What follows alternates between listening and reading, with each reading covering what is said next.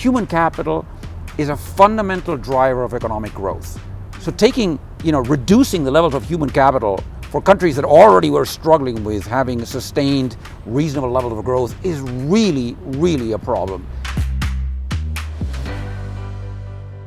Hello everyone and welcome to Expert Answers. I'm Srimati Sridhar with the World Bank. On this episode, we're looking at one of our newest reports, Collapse and Recovery, how COVID-19 eroded human capital and what to do about it. You'll notice I'm on a playground right now, and that's because this report really looks at the severe extent to which the pandemic has impacted children and young people under the age of 25. Now, kids may be back at school, but this doesn't necessarily mean things are back on track, especially in the developing world. Norbert Shady, who is the World Bank Group's chief economist for human development and one of the report co-authors, joins me to explain more. Let's take a look at what he had to say.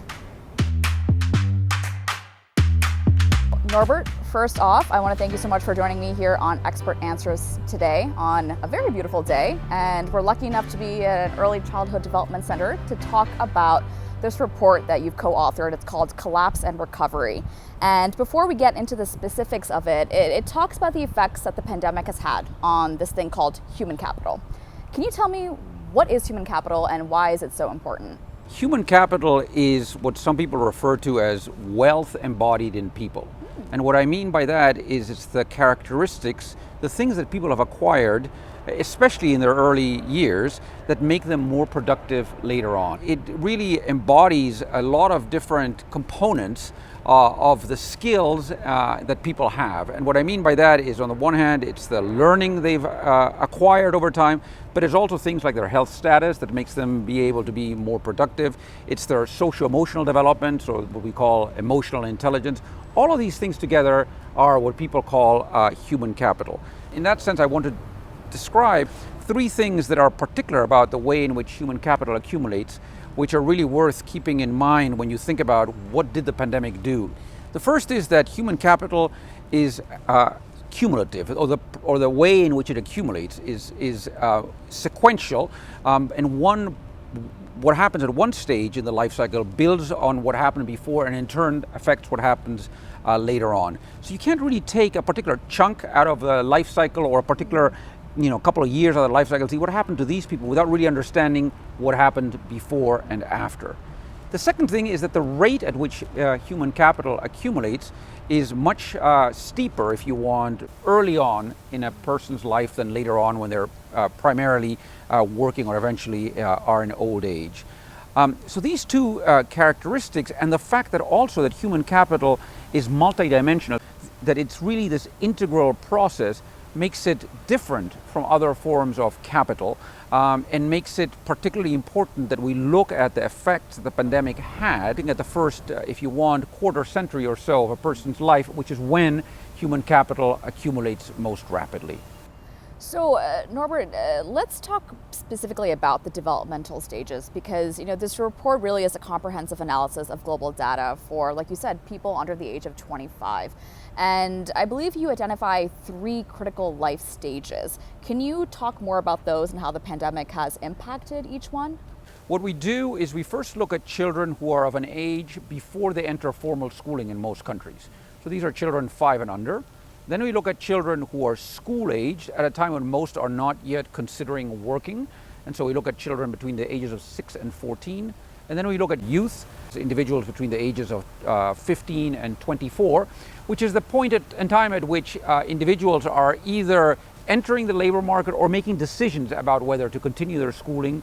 So first, looking at individuals between the ages of 0 and 5, what we do there is, in some sense, we look at children under the age of 3 or under and those who are 4 and 5, because the kinds of services that governments provide generally are quite different for 3 and under year olds and 4 and 5 year olds. But what we show is, regardless of the age, what we show is that there were serious declines in immunization coverage. There were increases in food insecurity, and here's where the age distinction comes into play. For 4 and 5 year olds, where a substantial proportion of them are enrolled in preschool, in particular in middle income countries, preschools shut down for inordinately long periods of time, so these children were kind of locked out of school, literally. And I say this distinction is important because in most developing countries, the coverage of preschool or daycare for 0 to 3-year-olds is very low. So we see this sort of shutdown of critical services that these young kids need, and perhaps not surprisingly, we see these alarming declines in child development. And I just want to give one example, which refers to cognitive development. Cognitive development is very highly predictive of how well these children do eventually in school and even later in the labor market. In Bangladesh, data that we collected for this report, we compare a cohort of children who were roughly 2 years of age in 2019 before the pandemic hit, and then we went back to those same villages and collect the data on a new cohort of children, also 24 months of age or so, in 2022. And what we find is these alarming declines in child cognition, in child cognitive development. Declines that we know, contrary to what is popular perception, these children are not going to make up on their own. So it really is a very serious concern what happened to young children, and one that has been underemphasized in the policy dialogue, I think. Then we go to school-age children, and what we show there is that in developing countries, roughly 1 billion children. This is not 1 million. This is 1 billion. It's very rare to be talking about billions of people being affected by something. This is 1 billion children in developing countries missed a year of school or more. Despite widespread efforts by governments everywhere to put in place some form of remote instruction or hybrid schooling, the average child learned close to nothing during the time that they missed schooling. Actually, if you want, unlearned some of what they already knew. And what I mean by that is you can imagine a girl who perhaps was 10 years old when the pandemic hit, who knew how to add and subtract and was meant to learn how to multiply and divide thereafter. So not only did she not learn how to multiply and divide because schools were closed and the remote instruction didn't work, but she actually forgot how to add and subtract. Because this is a cumulative process, it's not like, oh, well, they didn't learn that, so let's just move on and they can learn the next time. If you don't know how to divide, you're not going to be doing higher level math, obviously. So this is really a critical finding as well. Finally, when we look at young people, what we find is large declines in their labor force participation, and large declines also in various other indicators of job quality, for example, wages. Now, one might say, well, this wouldn't be a problem if these individuals who normally would have gone to work are now going into school, but we don't find that by and large. So there are a lot more, if you want, NEETs. NEETs are individuals who are neither in employment or education or training. If you want, idle youth. There are more NEETs throughout the world as a result of the pandemic. For example, in Pakistan alone, we estimate that an additional 1.6 million youth are NEETs who would not, in the absence of the pandemic, have been this. Where we also find that the recovery post, if you want, the most acute phase of the pandemic has been very uneven. In some countries, we do see a recovery in youth employment, and in many countries, we don't. So the impact of the pandemic, obviously far-reaching and global, but you really focus on developing countries here. Tell me more about how developing countries have been uniquely impacted by the pandemic, and what are the implications really when you think about poverty? I mean, we know, for example, that in terms of economic recovery and in terms of the recovery of overall employment, the recovery in developing countries has been slower. There are a variety of reasons for that, including the ability of richer countries to invest more to recover the economy. But moreover, almost consistently, the levels of human capital in these countries are much lower than those in developed countries. The years of schooling and how much kids learn in school are obviously very different if you're looking at Finland and you say, well, let's look at what the levels of human capital were, even in the absence of the pandemic, were in, say, Chad. We're talking about radical differences. Of course. Having even further declines of human capital in these countries where human capital was already very low to begin with is really particularly alarming. Human capital is a fundamental driver of economic growth. So reducing the levels of human capital for countries that already were struggling with having a sustained, reasonable level of growth is really, really a problem. And that all sounds kind of abstract, but if you take it one level down and you go down now to what it means for individual people, it means we estimate that the declines in human capital amongst people in developing countries could lead to, if unremedied, could lead to declines in their lifetime earnings of between 10 and 20%. Now this is really serious. In the bomb we use the word a ticking time bomb, because in a way this is going to take some time to work its way through, if you want, as these kids age. The cohorts that were most affected by the pandemic are going to be 90% of the prime age workforce in 2050. Not only that, the impacts are largest for those who are already poorest to begin with, so children or young people whose parents had low levels of education. So we're saying that we're already living through an age, as many have pointed out, in which inequality has been rising dramatically for a variety of reasons, and public policy has been struggling to address that in both wealthy countries as well as lower income countries. Now we're saying we've kind of turbocharged that. So these are really, they're concerns, obviously the effects of the pandemic are concerns for both developed and developing countries, but I think they're particularly dire for developing countries, and particularly dire also because they have the fewest resources to really address this in the short term. Yeah, and I mean, just that idea of a ticking time bomb, it's like the time to act really is now, right? Well, that's right. We can't really wait to fix this. So speaking of that, you've really laid out the scale of the problem here, Norbert. So how do we fix this? You know, what can we do, and what can countries do you think, in the long term to better prepare against future crises? We divide the policy responses into, if you want, two groups.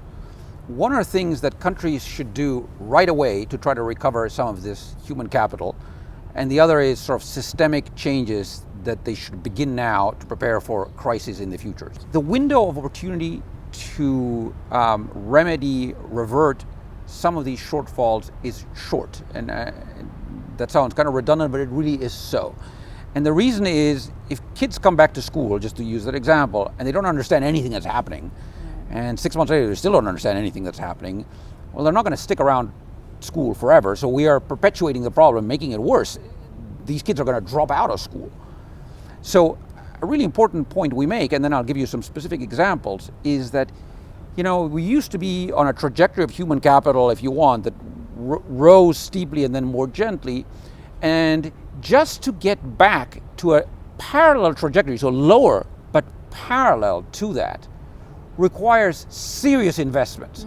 Because if we don't do anything, what the default, if you want, is not just that they don't make that up, but they keep on falling further and further behind. So just to, like I said, have lower levels of human capital, but levels of human capital that are not declining more in the future, already requires a concerted effort by governments. To get to a trajectory that puts you back where you were before requires very serious effort and very serious policy attention by governments. It means that for every year now, we need to put in place policies that allow individuals to learn more, if you want, while they're in school, or have higher growth rates in their child development when they're younger than they did before. So this is really, really a tall order for countries. And so one of the pieces of advice we give governments is rethink your curriculum, your school curriculum. School curricula are already overburdened, if you want, in many developing countries.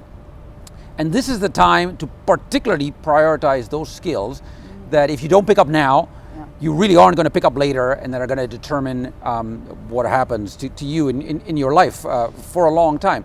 And the critical thing about this example is that actually doesn't cost a lot of money. It's an issue of political will, sort of saying, okay, this is important, we're going to do it. And it's an issue of, if you want, implementation capacity to actually make that happen.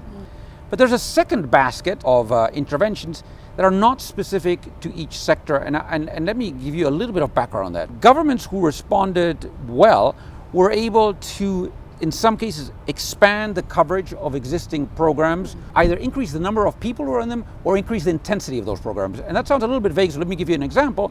Many countries had cash transfer programs in place. So they were either able to increase the amount given to existing households in the cash transfer program to protect them against the shock, or increase the coverage, so bring in additional households who normally would not have been in the program. So there were responses that governments took that were somewhat effective, as best they could. They took these, But they were responses by and large, with very few exceptions. They were responses that actually affected only one program or at best one ministry. And so where we find the biggest, if you want, shortages or the biggest limitations of government responses was in the ability to coordinate these different investments and to rethink them as more data came in from the pandemic. But countries that had been faced with something like this before were better able to resolve those coordination problems and those, if you want, that necessity to resolve trade-offs. And I'm going to give you two examples, sort of, if you want, at different ends of the income spectrum. One example comes from West Africa. And these are countries that were sadly suffered from the Ebola epidemic in 2014. In 2014, they responded as best they could. It was an unexpected, dramatic shock. They shut down schools. There was a public health emergency. All of these things that we see now in the pandemic happened to some extent in these countries. And as a result, they were able to learn from that, and they were more effective at responding to the pandemic than other countries of similar or even higher income levels who hadn't been faced with a shock like that. And at the other end of the spectrum, you have a country like Finland, where there is a body of high-level government authorities and experts who meet once a month in order to, if you want, game out how to respond to a particular kind of national shock. So it could be something like there is no power in the country for 3 days. It could be something like there is a pandemic. And every month they meet, and on the basis of that, they have recommendations to the higher levels of government. And look, if you really want to prepare for the next aggregate shock, you need to think about this, and you should do this. For example, stock up on face masks and things like that. So at both ends of the spectrum, there really is an ability to really learn from the current pandemic. We all want to just put it behind us and think about something else. But I think that would be a mistake. And I think this is the opportunity to learn about how better to coordinate these investments in the future to make sure that the countries are in a better position to respond to future shocks, be they a climate shock, a war, a famine, or God hope not, another pandemic. So Norbert, we've talked about some pretty heavy issues here. So I do want to end this on a bit more of a personal note. For someone like yourself who's been so heavily involved with this research and this report, what really resonated with you, and what kind of leaves you feeling hopeful, regardless of kind of what we've talked about here today? So one thing that resonated with me, Sri, very deeply is the fact that the effects of the pandemic on human capital were, regardless of the age group, regardless of the outcome, regardless of the country, were invariably worse for households with fewer resources. And I want to share just one anecdote. A couple of years ago, I was traveling in Peru, in northern Peru with my family, and I remember seeing waves of Venezuelan refugees that were streaming across the border into Peru. And these were people who had left everything behind, who just were walking, northern Peru, this is through a desert. They were walking on the Pan American Highway, the main highway, with nothing, with young children, whatever, and you sort of sit there and think, to see that people like these, or other people, like these poor people, who really had so little to begin with, that they've been deprived of sort of these critical investments that would have allowed them to aspire to a better life. We do have interventions that we know actually can make a difference at this juncture. We have interventions in education, we have interventions in health, we have interventions in nutrition, in social protection, that have been tried in many countries. Right. It's a situation where this was terrible, it continues to be terrible, and it's important to remind decision makers of that, but there are things we can do to at least partly, hopefully fully, redress some of these costs to those who are most vulnerable in the developing world. Well, on that note, Norbert, I want to thank you again so much for joining me here on Expert Answers to talk more about the report, Collapse and Recovery. I really appreciate your time. Thank you, Sri. Collapse and Recovery, How COVID-19 Eroded Human Capital and What to Do About It is out now, available on our website at www.worldbank.org. So make sure to head on over and grab your own copy. That's it for this episode of Expert Answers. I'm Srimati Sridhar, and I'll see you next time.